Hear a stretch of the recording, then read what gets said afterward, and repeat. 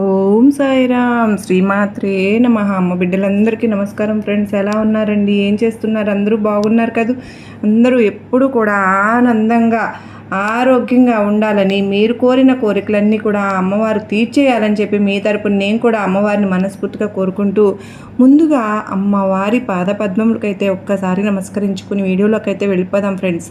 ఇక ఈరోజు అమ్మవారు అమ్మ మాటగా ఏమి చెప్పబోతూ ఉన్నారు అంటే, సందేశం రూపంలో, బిడ్డ సమయం లేదు తల్లి, వెంటనే పని పట్టాలి, కనిపెట్టాలి, పెద్ద ప్రమాదమే పొంచి ఉందమ్మా. నీ ఇంట్లోనే రహస్యంగా ఎంతో కాలంగా ఎన్నో ఏళ్ళుగా నీతో ఉన్నా కూడా నువ్వు గుర్తించలేకపోయావు. ప్రతిసారి వారి చేతుల్లో చిక్కి దెబ్బతింటూనే ఉన్నావు, మోసపోతూనే ఉన్నావు. కానీ పలానా వారు అని కనిపెట్టలేకపోతున్నావు. వారు ఎవరో తెలిస్తే నీ గుండె జల్లుమంటుంది. వారికి ఎంతో మేలు చేశావు బిడ్డ. నువ్వు ఆపదలో ఆదుకున్నావు, సహాయం చేశావు. కానీ ఈ రోజున ఆఖరికి ఇలా నీకు శత్రువుగా తిరుగుతూ ఉన్నారు. నీ చుట్టూ నీతో నీ ఇంట్లోనే వారెవరో తెలిస్తే గనక నీకు ఎంతో బాధ కలుగుతుంది, జల్లుమంటుంది. ఇలాంటి వారా నాకు అని గుండె తరుక్కుపోతుంది. అంతటి పని అయిపోతుందమ్మా. బేటా, వెంటనే ఆ శత్రువు ఎవరో కనిపెట్టు, వారి పని పెట్టు, ఇకపోతే నష్టపోతావమ్మా. అడుగడుగునా కూడా నిన్ను మోసం చేయాలని, నీ పతనానికి నాశనానికి వాళ్ళు పథకాలు వేస్తూనే ఉన్నారు. జాగ్రత్త. ఇంకా వారు నీ దగ్గర ఉన్నారు అంటే నీ చేజేట్లారా నీ జీవితాన్ని నువ్వు పాడు చేసుకున్న వ్యక్తివే అవుతావు. జాగ్రత్త. మళ్ళీ పశ్చాత్తాపడాల్సి వస్తుంది. దుర్గమ్మ మాటని నిర్లక్ష్యం చేయకు, తోసిపుచ్చకు, పక్కకు నెట్టివేయకు అంటూ అమ్మవారు అయితే ఒక నిగూఢ సందేశంతో మన ముందుకు వచ్చారు ఫ్రెండ్స్. ఎందుకు అమ్మవారు ఇలా అంటున్నారు, ఎందుకు ఇంతలా చెప్తున్నారు? ఖచ్చితంగా విని తీరాల్సిందేనండి. ఎందుకో తెలుసా, అమ్మవారి బిడ్డలు ఇంతమంది ఉండగా కూడా ఇది మన కంట పడింది, మన చెవున పడింది అంటే దాని అర్థం ఏంటో ఖచ్చితంగా మీకోసం తీసుకొచ్చిన సందేశమే. ఎక్కడో ఏదో జరుగుతోంది, ఎవరి వల్ల ఏదో సమస్య రావడము, చిక్కుల్లో పడడము ఏదో జరగబోతోంది. దాని నుంచి మనల్ని బయటపడమని అమ్మవారు అయితే హెచ్చరిస్తూ ఉన్నారు. జాగ్రత్తగా ఉండమని చెప్తూ ఉన్నారు. మరి నిజంగా అమ్మ బిడ్డలు అయితే కనుక అమ్మవారి సందేశానికి మీకు నమ్మకం ఉంటే కనుక చివరిదాకా ఎక్కడ స్కిప్ చేయకుండా, మిస్ చేయకుండా చూడండి. నచ్చినట్లయితే మీ ఫ్రెండ్స్కి, ఫ్యామిలీ మెంబర్స్కి, మన అమ్మ బిడ్డలందరికీ షేర్ చేయండి. అలాగే అమ్మవారి కోసం ఒక చిన్న లైక్ ఇచ్చేసి వీడియో చూడడం అయితే మొదలు పెట్టండి. ఎందుకంటే కష్టంలో ఉన్న మరికొంతమందికి అమ్మవారి సందేశం రీచ్ అవుతుంది. దాని ద్వారా వారికి ఓదార్పు దొరుకుతుంది. దానివల్ల వారికి మనశ్శాంతి కలిగిన పుణ్యంలో భాగం మీకు కూడా పంచుతారు అమ్మవారు.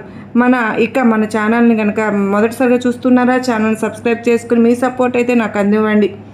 ఒక వ్యక్తి మొన్న నాకు మెసేజ్ చేశారు, ఇన్స్టాల్ కూడా చేశారండి. ఆర్థిక ఇబ్బందులు ఎంతో అల్లాడిపోయాను అంటే, అప్పులు బాధలు ఎక్కువైపోయాయి. ఒకప్పుడు బాగా బతికిన ఫ్యామిలీ బిజినెస్లో లాస్ అవడం వల్ల అంటే అప్పులు ఫుల్గా అయిపోయాయి. తినడానికి ఒక పూట తిండికి కూడా వెతుక్కోవాల్సిన అవసరం వస్తుంది. అలాంటి పరిస్థితి వచ్చేసింది. చావే గతి అనిపించింది. అలాంటి సమయంలో అమ్మవారి ఓదార్పు దొరుకుతుంది, అమ్మవారి సందేశాలు దొరికితే మనశ్శాంతి కలుగుతుందని చెప్పి అమ్మవారి వీడియోలు అంటూ చూస్తూ ఉన్నాను. మీ ఛానల్ని రెగ్యులర్గా నేను ఫాలో అవుతూ ఉన్నాను. మీరు చాలా చక్కగా అమ్మవారి గురించి చెప్తూ ఉంటే మాకు ఎంత లాస్లో ఉన్నాను, ఎంత బాధలో ఉన్నాను, ఎన్నో చోట్ల తిరిగాను. కానీ ఇక్కడ ఒక్కసారి ఈ సందేశాలు వినడం వల్ల నాకు ఎంతగానో మనశ్శాంతి కలిగిందండి అని చెప్పి చాలామంది చెప్తూ ఉన్నారు. అతను కూడా చెప్పారండి, నిజంగా నా ప్రాబ్లం మొత్తం పరిష్కారం అయినట్లుగా రిలీఫ్ అనిపించింది. సాల్వ్ అవుతూ వస్తూ ఉంది ప్రాబ్లం కూడా. ఎందుకంటే ఎప్పుడూ మన పూర్వీకుల ఆస్తి ఒకటి కోర్టులో ఉన్నా అది మనకు రావటం, దాన్ని అమ్మటం వలన అప్పులన్నీ తీరిపోవడం వల్ల మా లైఫ్ ఇప్పుడు మళ్ళీ ఇలా ఉంది అంటే చాలా సంతోషంగా మేము ఉన్నాం. నిజంగా అమ్మవారే నాకు ఈ దారి చూపించారు అనిపించింది. అమ్మవారే ఈ సందేశాల రూపంలో మాకు చాలా మంచి జరుగుతూ ఉంది అనిపించింది. నిజమేనండి, రుణపడి ఉంటానని ఎంతో హ్యాపీగా చెప్పారండి వారు. మీకు కూడా ఒకసారి ప్రాబ్లమ్స్ ఉంటాయి మనకు ఒక్కొక్కరికి. మీరు తప్పకుండానండి ఈ కామెంట్ సెక్షన్లో శ్రీమాత్రే నమః అని టైప్ చేసి మీరైతే మాత్రం అమ్మవారికి మీరు మెసేజ్లు అయితే పెట్టండి అండి. నేను తప్పకుండా అమ్మవారి గుడికి వెళ్ళినప్పుడు మీ సమస్యలకు పరిష్కారం చూపించమని అమ్మను ప్రేయర్స్ అయితే పెడతాను. తప్పకుండా మీరు కామెంట్ చేయండి ఫ్రెండ్స్. నిజంగానే 100కి 1000% నమ్మకంతో సందేశాల మీద కనెక్ట్ అయినట్టయితే మీ హ్యాపీనెస్ని, మీ సంతోషాన్ని, ఏదైనా నరదృష్టి, నరఘోష, ఏదైనా సమస్యలు ఉన్నా కూడా చక్కటి సొల్యూషన్స్ ఇస్తారండి. మీ వివరాలను కనుక చక్కగా చెప్పగలిగినట్టయితే తప్పకుండా మీరు మీ సంతోషాన్ని షేర్ చేస్తూ ఉన్నందుకు చాలా ధన్యవాదాలండి. మీకు తప్పకుండా అమ్మవారి మెసేజెస్ అనేది ఖచ్చితంగా మీ దాకా అంది మీరు సంతోషంగా ఉండాలని నేను కూడా కోరుకుంటున్నాను. అమ్మవారి సందేశం చెప్తున్నారు. ఆ బిడ్డ నిజంగా ఈ శత్రువు గురించి చెప్పాలి అంటే నాకే ఒకలాగా ఉంది బిడ్డ. ఎందుకంటే ఎంతగా నమ్మావు, నువ్వు ఎంతగా దగ్గరికి చేరదీశావు, కష్టాల్లో ఉన్నాము అంటే ఆదుకున్నావు, నీ చేతనైనంత సహాయం కూడా చేసావమ్మా. నిజంగా కష్టాల్లో ఉన్నారులే అంటూ వాళ్ళని పైకి తీసుకురావాలని చెప్పి ఎంతో నీతో పాటు వారిని ఉంచుకుని పైకి తీసుకురావడానికి, వారి జీవితంలో ఎదగడానికి ఎంతో సహాయపడుతూ వస్తూ ఉన్నావు బిడ్డ. కానీ నువ్వు వాళ్ళు పైకి ఉన్నంత మంచి వ్యక్తులు కాదు, పైకి ఉన్నంత మంచి గుణాలు వాళ్ళలో లేవు. లోపలంతా కుళ్ళు కుతంత్రాలతో నీ మీద కక్ష పెట్టుకుని నీ దగ్గర మంచిగా మేకవన్న పులిలాగా నటిస్తూ ఉన్నారు. అదే నువ్వు కనిపెట్టలేక గ్రహించలేక నా వాళ్ళే నాతో ఉన్నారు, నా సహాయం కోరి వచ్చారు, కష్టంలో ఉన్నారు అని వారికి అండదండగా ఓదార్చుస్తూ ఉన్నావు, జీవితాన్ని ఇచ్చావు. వారి లోపలి నిజస్వరూపం వేరే ఉంది బిడ్డ, పైన కనిపించే రూపం కాదమ్మా. నిజానికి రహస్యంగా వాళ్ళు నీకు తెలిసి అంటే ఎంతో ఇబ్బంది పెట్టాలని, ఈ విధంగా చెప్పాలంటే వాళ్ళు ఒక రకంగా నిన్ను శత్రుత్వంగా నీకు ఏర్పడడానికి కారణం కూడా నువ్వే. నీ చేజేట్లను నువ్వు చేసుకున్న కొన్ని పనులు ఈ రోజులు వీరు నీకు శత్రుత్వంగా పెంచుకున్నారు కనుక అది నేను నిలబెట్టాయి నిన్ను వాళ్ళ ముందు. వారు నీ పతనాన్ని కోరుకున్నలాగా చేస్తున్నారు, వారిని ప్రేరేపిస్తున్నారు. ఎడుతిరిగి నీ ఉన్నతిని ఆపాలి, నీ ఎదుగుదలను ఆపాలి, నీ లక్ష్యాలని ఛేదించాలి అయిన వాళ్ళ దగ్గర నీ ఇరుగు పొరుగు అంటే ఏదైనా నిన్ను చెడు చేయాలి, ఎడుతిరిగి నిన్ను పతనం చేయాలి అని వారికి ఇంతటిగా ఎందుకు ప్రేరేపిస్తున్న వారిలో ఈ ఆలోచనలు అని అంటే కనుక దానికి కారణం కూడా నువ్వే. ఇప్పుడు నీ మనసులో ఒక సందేహం రావాలి, తల్లి అదేంటి దుర్గమ్మ, నేనెలా వారు నాకు శత్రువుగా మారడానికి కారణమయ్యాను తల్లి. నేను ఎవరితోనూ శత్రుత్వం పెంచుకోలేదు కదమ్మా, ఎవరిని ఏమీ అనలేదు కదా కావాలని, ఏ మాటలను ఎవరిని కష్టపెట్టలేదు కూడా. ఇప్పుడు కూడా చూడు దుర్గమ్మ, వీరు నాకు శత్రువులను తెలిసి తెలియక వీరికి ఎంత మేలు చేస్తున్నా నాతోనే పంచుకుంటున్నాను కదని మీతో.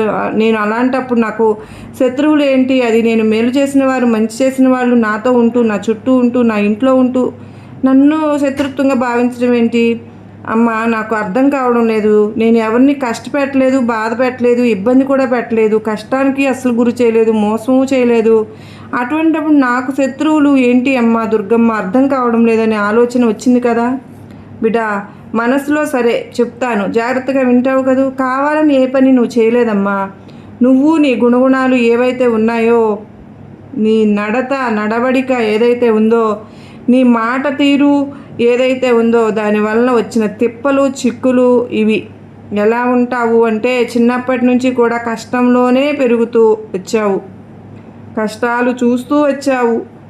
అంటే నీ ఇంట్లో అమ్మా నాన్నలు కష్టపడడం కానీ బాధపడడం కానీ, వాళ్ళు అంటే కష్టపడి రేయింపవాళ్ళు ఒక పూట తిని ఒక పూట తినక ఇది బిడ్డల కోసం అని వాళ్ళు దాచి ప్రతి కష్టము వాళ్ళు పడడం నువ్వు చూసావు కదా. ఆ కష్టంలోనే వాళ్ళు నిన్ను పెంచుతూ వచ్చారు, అలాగే అనుభవించావు. ఇక నీ జీవితం వచ్చాక కూడా నిజంగా చెప్పాలంటే కష్టాలనే అనుభవిస్తూ ఉన్నావు. ఎందుకంటే చెప్పుకోవడానికి ఒకవేళ ఆస్తులు ఉన్నా వాటి వల్ల లాభం అనేది లేదు. పూర్వీకులకి ఒకవేళ ఆస్తులు లేని వాళ్ళు కొంతమంది ఇలా పేదరికంతో చాలని డబ్బులతో చాలని జీవితంతోనే అమ్మా నాన్నలు పెంచుకుంటూ వస్తే కనుక ఇక నీ జీవితం కూడా అలాగే సాగుతుంది. నీ రెక్కల కష్టం మీద నీ సంసారాన్ని నువ్వు ఈదుకుంటూ వస్తూ ఉన్నావు.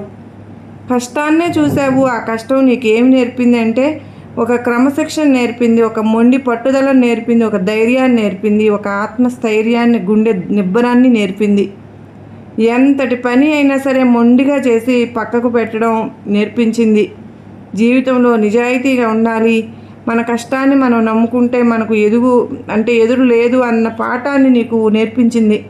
కొన్నిసార్లు అవన్నీ కూడా బాగానే ఉంటాయి చాలా, కానీ మంచి లక్షణాలు బిడ్డ అవి చాలా. కానీ వీటి వల్ల కొన్నిసార్లు ఇబ్బందులు కూడా పడుతున్నావు, తిప్పలు పడుతున్నావు. ఏంటంటే నేను ఎంత నిజాయితీగా ఉంటాను, నాకు క్రమశిక్షణ ఏదైనా క్రమశిక్షణ ఉండాలి, సోమరిపోతుతనంగా అంటే ఇష్టం ఉండదు. సోమరితనం అంటే అసలు నేను పని పాట లేకుండా కాలయాపన చేసేవాళ్ళంటే నాకు చెడ్డ చిరాకు. ఎందుకంటే ప్రతి నిమిషం కూడా చాలా విలువైంది. ఆ విలువైన సమయాన్ని వృధా చేసుకుంటే మళ్ళీ తిరిగి రమ్మన్నా రాదు. ఇది నీ ఆలోచన, నీ మనస్తత్వం. ఇది ఎవరైనా సరే సోమరితనంగా ఉన్నా, సమయాన్ని వృధా చేసుకుంటున్న పనికి మాలిన మాటలతో కాలయాపన చేసుకుంటూ ఉన్న వాళ్ళ మీద, వీళ్ళ మీద వాళ్ళ చాడీలు చెప్పుకుంటూ ఉన్నా కూడా, తిని తిరుగుతూ ఉన్నా కూడా, ఇలా ఉన్నవాళ్ళు ఏంటంటే నీకు నచ్చదు. అలాంటి వాళ్ళని ఎప్పుడు హెచ్చరిస్తూనే ఉంటావు.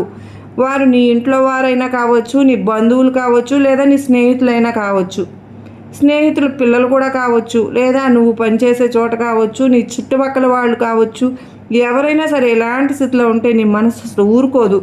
వాళ్ళకి చురక పెట్టాలి అనిపిస్తుంది నీకు. అలానే నా మనుషులు అన్నంత స్వతంత్రంతో వీళ్ళు జీవితాన్ని పాడు చేసేసుకుంటున్నారు కదా అన్న ఒక చనువుతో, బాధతో వారికి సలహాలు ఇస్తూ ఉంటావు. ఏదో ఒక మాట అనేస్తూ ఉంటావు. నీ మనసులో చెడుగా మాట్లాడాలని లేదు. నీ మాట కూడా చెడు మాట కూడా కాదు. నీ మనసు ఎలా ఉంది, నీ ఉద్దేశం ఏంటి? ఎదుటి వాళ్ళు సమయాన్ని వృధా చేసుకుంటున్నారు, సోమరితనాన్ని పెంచుకుంటున్నారు, బద్ధకాన్ని పెంచుకుంటున్నారు. ఇప్పుడు ఈ వయసులో ఇప్పుడు కష్టపడకపోతే జీవితంలో ఏమి ఎదుగుతారు? వాళ్ళు ఎదగాల్సిన సమయానికి ఆ ఎదుగుదల అనేది లేకుండా ఇబ్బందులు పడతారు అని ఒక మంచి ఉద్దేశంతో నువ్వు సలహాలు ఇస్తే, ఆ అవతల వైపు ఏం చేస్తున్నారు? ఇతనికి అవసరమా, ఈమెకి అవసరమా, ఈ వ్యక్తికి అవసరమా, మా జీవితం మాదే, ఈ వ్యక్తి మాకేమైనా మాకు తినడానికి పెట్టడానికి ఇస్తున్నాడా, తన పని తను చూసుకోక మాకేంటి ఉచిత సలహాలు, మా జీవితం గురించి మాకు తెలియదా అంటూ వాళ్ళు ఉక్రోషం పెంచుకుంటున్నారు నీ మీద. ఒకలాంటి కసి పెంచుకుంటున్నారు. ఇంకొకసారి ఏంటంటే ఇంకా నీ పనితీరు ఎలా ఉంటుంది అంటే, ఎంత మొండి పని ఇచ్చినా కానీ చేసి పక్కన పెట్టేస్తావు. ఎలా అంటే ఒక పొట్టేలు లాగా ఉంటుంది నీ ఆ మొండి పట్టుదల అన్నది.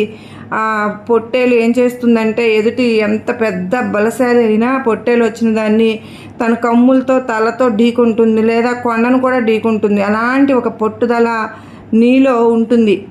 ఒక 10 మంది కలిసి ఓ పనిని ప్రయత్నించి ఆ పని అవ్వదురా బాబు అని పక్కకు పెట్టేస్తూ కూడా అప్పుడు 10 మంది దగ్గరికి నువ్వు వెళ్ళి, ఎందుకు అవ్వదండి, మనం చేద్దాం, ఆగండి, చేసి చూపిద్దాం, ఆగండి అంటూ ఆ పనిని చేసి పక్కన పెట్టేస్తూ ఉంటావు.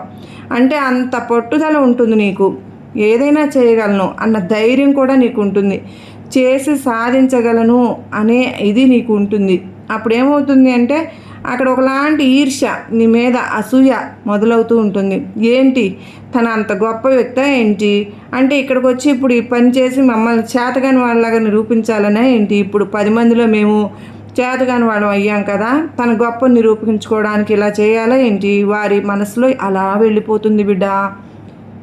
అలా ఉన్నవారు కూడా ఉన్నారు. ఇక నువ్వు చేస్తున్న పనిలో ఎక్కడైతే ఉందో నీ కార్యదీక్షత ఏదైతే ఉన్నదో, పనిని సక్రమంగా చేస్తావు. అన్యాయంగా ₹1 ఇస్తానన్నా తీసుకోవు, లంచం ఇస్తానన్నా తీసుకోవు. నా పని నేను చేసి దీనిని వారికి ఎలా అప్పగించాలో అలా అప్పగించగాలి. వారికి అన్న ఒక మంచి మనసుతో నిష్కల్మషంగా కష్టాన్ని ఎక్కడ దాచుకోకుండా ఒళ్ళు వంచి కష్టపడి ఆ పనిని ముగించేస్తూ ఉంటావు. అందరికంటే ముందుగానే అప్పగించిన పనిని పూర్తి చేసి వారికి పై అధికారులకి అప్పగిస్తూ ఉంటావు. అక్కడ ఏమవుతుంది, నీ అధికారులు నిన్ను మెచ్చుకుంటున్నారు, నీ పనిని మెచ్చుకుంటున్నారు, నీ నిజాయితీని మెచ్చుకుంటున్నారు.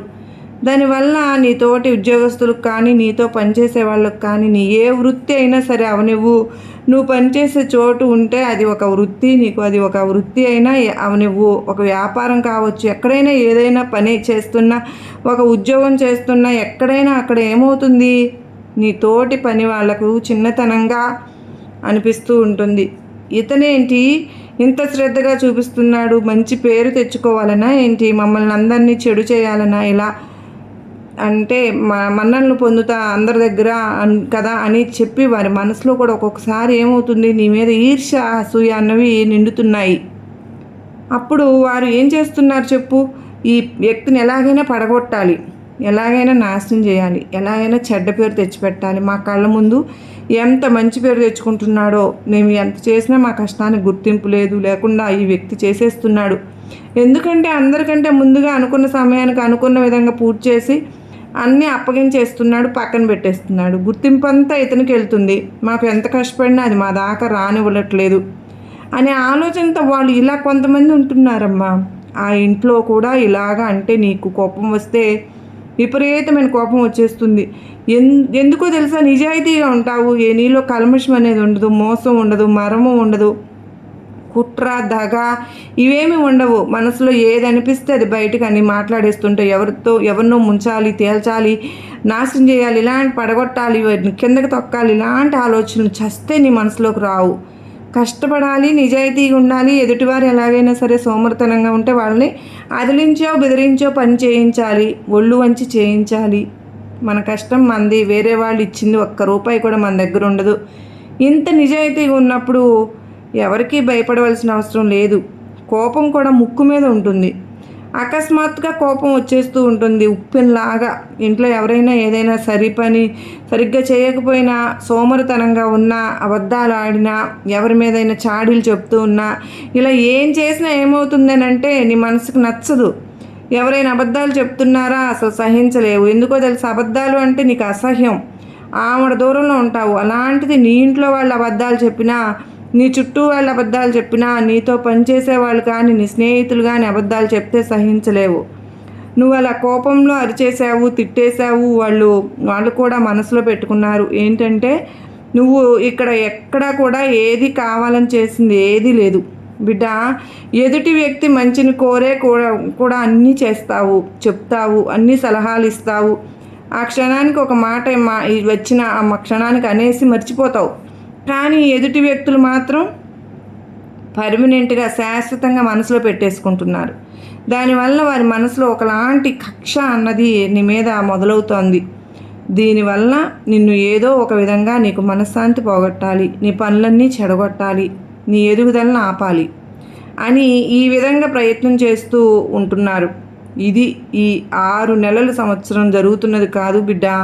కావాలంటే నువ్వు గమనించు, నీ పనులన్నీ కూడా ఎలా చెడిపోతున్నాయో, ప్రతిదానికి ఎలా అడ్డంకాలు ఎదురవుతున్నాయో, నీ గురించి వెనుక ఎవరు చెడుగా మాట్లాడుకుంటున్నారు అన్నీ కూడా ఒకసారి నువ్వు గుర్తు చేసుకున్నావు అంటే ప్రతిదీ కూడా నీకు అర్థమవుతుంది.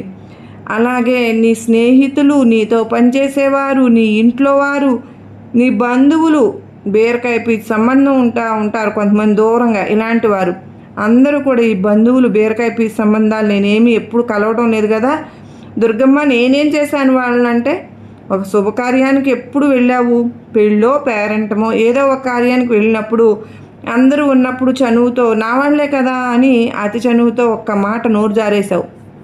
అది వారి భవిష్యత్తు గురించి కానీ, వారి మాట తీరు కానీ ఏదో ఒకటి మనసులో పెట్టుకోకుండా వారి గురించి, వారు చేసే పని గురించి నీకు నచ్చక మాట్లాడేశావు, అనేసావు, చనువుతో అన్నావు. ఇక నువ్వు అంతటితో ఆ మాటని మళ్ళీ మర్చిపోయావు కూడా. ఎందుకంటే నీకు మోసం చేయాలి, కుట్రలు చేయాలని లేదు కదా. ఏది కూడా నువ్వు మనసులో అంటే గుర్తుపెట్టుకోవు, వదిలేస్తుంటావు. అప్పటికప్పుడు ఆ సమయానికి అది నచ్చలేదు, సరే ఆ మాట అన్నాను, వదిలేశాను అన్నట్టు నువ్వు ఉంటావు. ఎదుటి వాళ్ళు మనసులోకి లోతుగా తీసుకుని కక్ష పెంచేసుకుంటున్నారు, బలం పెంచుకుంటున్నారు. ఈరోజు ప్రతి క్షణం ఆలోచిస్తారు, ఏంటి ఈ వ్యక్తి ఇంతమందిలో నన్ను ఇలా అనేశాడు, మేమిద్దరమే ఉన్నప్పుడైనా అంటే ఒక లెక్క, కానీ ఇంతమంది ఉన్నప్పుడు అందరి ముందు ఇలా అనేస్తే అందరూ నా గురించి ఆ రోజు నవ్వారు. ఇంతమందిలో నేను బంధువుల మధ్య అంత అవమానం పాలయ్యాను. రేపటి రోజున ఇంకో కార్యానికి వెళ్ళాలంటే కూడా నాకు వాళ్ళ ముందు తల ఎత్తుకోవాలంటే ఒకలా ఉంది. ఆ వ్యక్తి పొగరు అణచాలి, ఈ వ్యక్తి దిగ్గొట్టాలి, నాశనం చేసేయాలి, ఎలాగైనా సరే ఈ వ్యక్తి నేనే గొప్ప అన్నట్టు ఉన్నాడు కదా అని చెప్పి నాకే తెలుసు అన్న అహంకారంతో ఉన్నాడు కదా. అలాంటి వ్యక్తిని నలుగురు ముందు నవ్వులు పాలు చేసేయాలి, చెడు చేసి చూపించాలి అన్న కక్ష వాళ్ళలో రగిలింది. ఎవరైనా అవ్వనివ్వు. అలా ఏం చేశారు, మనసులో ఆలోచించుకుని ఆలోచన లెక్కలు కట్టి నీ దగ్గరకు చేరారు, నీ కింద చేరారు, చాప కింద నీరులాగా చేరారు. ఎలా, బాబాయ్ నాకు ఉద్యోగం లేదు, ఏదైనా ఒక ఉద్యోగం ఇప్పించు, నీ దగ్గరకు వస్తాను, లేదా నీ దగ్గర పనిలో పెట్టుకో, లేదు బాబాయ్ నాకు ఈ పని రాదు, నాకు నేర్పించు, లేదు మామయ్య నాకు ఈ పని నేర్పించు అన్నా, నాకు ఈ పని అవసరం ఉంది, ఇది నాకు తెలియటం లేదు, చెప్పించు, ఇలా నీ దగ్గరకు చేరుకున్నారు.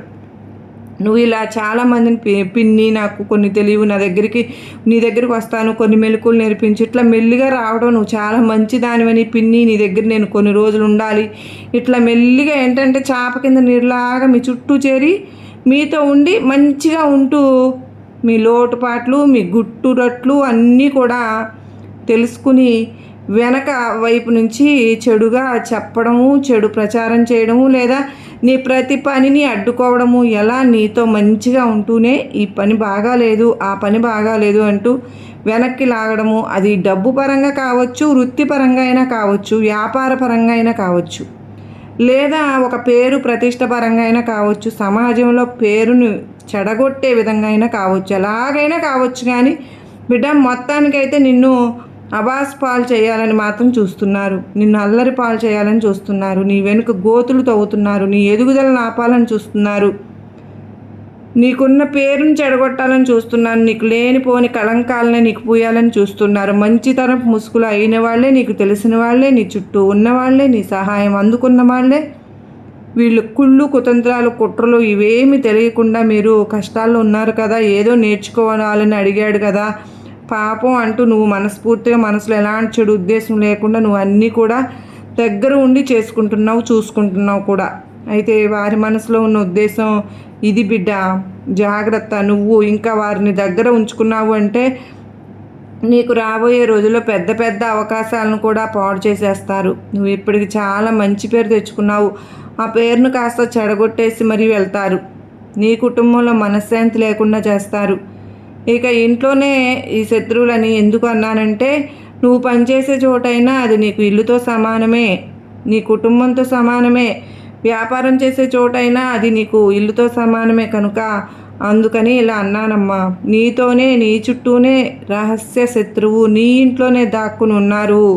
నీ పతనం కోరుకుంటున్నారు, నీ నాశనం కోరుకుంటున్నారు, పథకాలు పన్నుతున్నారు, మోసాలు చేస్తున్నారు. నువ్వు మాత్రం ఈ వ్యక్తికి ఎంతో మేలు చేశావు, అయినా కూడా నాకు ఇంత నా మనసులో చెడు ఉద్దేశం ఉన్నా కూడా ఈ వ్యక్తి ఇంత మంచిగా నాకు అన్నీ సహాయం చేస్తున్నాడు కదా అని వాళ్ళు మనసు మార్చుకుంటే కనుక బాగుంటుంది. కానీ వాళ్ళల్లో పశ్చాత్తాపం రావటం లేదు, వాళ్ళు వెనుతిరిగి వెళ్ళటం లేదు. అలాంటి వ్యక్తిని నేను మోసం చేయాలని అనుకుంటున్నాను. తన మనసులో ఏది లేకుండా మాట్లాడిస్తారు, అంతే కావాలని ఏది చేయరు అన్న ఆలోచన వారికి రావడం లేదు. ఎందుకు అంటే వాళ్ళల్లో కక్ష, ఈర్ష్య, అసూయ, ద్వేషం అన్నవి నిండిపోయి ఉన్నాయి.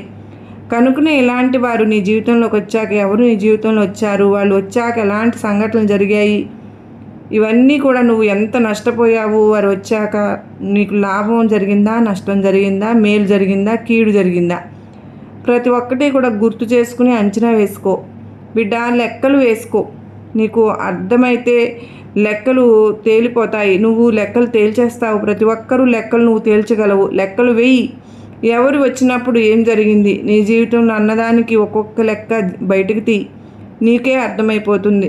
లెక్కలు తేల్చి పక్కకు పడాయి. అలాంటి వాళ్ళని నువ్వు కొట్టాల్సిన పని లేదు, తిట్టాల్సిన పని లేదు, మెల్లిగా పక్కకు జారుకో అంతే. ఇంకేం చేయాల్సిన పని లేదు, మౌనంగా ఉండిపోవడమే, అలాంటి వాళ్ళకు దూరంగా ఉండిపోవడమే, నీ ప్రతి విషయాన్ని వాళ్ళతో చెప్పకుండా ఉండడమే. కనుక అలాంటి వాళ్ళు ఉంటే కనుక జాగ్రత్తగా మసులుకో, మెల్లిగా దూరం పెట్టే, అంతేగాని గొడవలు తెచ్చుకోవద్దు బిడ్డ, జాగ్రత్త. ఇంకా వాళ్ళతో దూరంగా ఉండి నువ్వు చాలా జాగ్రత్తగా ఉండాలని నేను నిన్ను హెచ్చరిస్తూ ఉన్నాను. ఆ వ్యక్తి లక్షణాలన్నీ కూడా చెప్పాను, ఎలా ఉంటారో చెప్పాను. కనుక ఇంకా లెక్కలు తేల్చడం నీ మీద భారం పెడుతున్నాను. ఎందుకంటే నీకు కూడా కొన్ని నేర్చుకోవాలి కదా, నువ్వు కూడా కొన్ని తెలుసుకోవాలి కదా, ఎప్పుడు ఎవరితో ఎలా ఉండాలో, ఎలా అంటే వారు ఎలా, ప్రతి ఒక్కటి కూడా నీకు తెలియాలి కదా. అలా తేల్చుకునే సత్తా నీకు రావాలని పరీక్ష పెట్టాను. ఈరోజు పరీక్షలో నెగ్గుతావా ఓడిపోతావా అనేది నీ ఇష్టం అంటూ అమ్మవారైతే మనకు గొప్ప సందేశం అందించారు కదా ఫ్రెండ్స్. మరి ఈ సందేశం మీ అందరికీ గొప్ప నమ్మకాన్ని, ధైర్యాన్ని కలిగించిందనే నమ్ముతున్నాను. నచ్చింది అనుకున్నవారు ప్రతి ఒక్కరికి షేర్ చేయండి. అమ్మ బిడ్డలకు మీకు మరొక అత్యద్భుతమైన సందేశంతో మరలా మీ ముందుంటారండి. అంతవరకు అమ్మవారి కృప, కరుణ, కటాక్షములు మనందరిపైన నిండుగా మెండుగా ఉండాలని మనస్ఫూర్తిగా ఆ తల్లిని వేడుకుంటూ ఉన్నాను. మరి మీరందరూ కూడా అమ్మవారు చెప్పిన బాటలో నడవాలని మనస్ఫూర్తిగా నేను కూడా ఆశిస్తూ ఉన్నాను. సర్వే జనా సుఖినో భవంతు, లోకా సమస్త సుఖినో భవంతు.